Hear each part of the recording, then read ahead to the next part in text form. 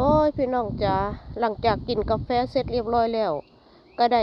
ลงมาบ้านมาทำสวนจัดสวนเพื่อจะเฮ็ดสวนแปลงผักมันแข็งอันเก่ามันก็จะได้ฟื้นฟูดินเอาปุ๋ยเอาหยังมาใส่แล้วก็สิปลูกพืชผักสวนครัวได้ปลูกอืมภาษาลาวเขาก็เอิ้นว่าบักอื้อภาษาไทยเอิ้นฟักทอง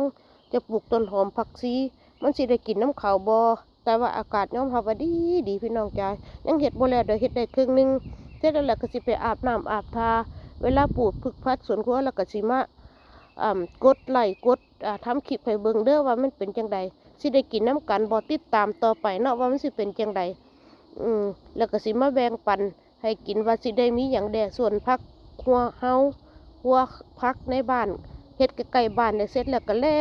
นนี่ตอนนี้อ่าไปอาบน้ำอาบทาได้บัดนี้สิไหว้พระไหว้เจ้าอนุโมทนาบุญนำกัน หวัดดีจ้าทุกผู้ทุกคนคิดฮอดหาเด้อ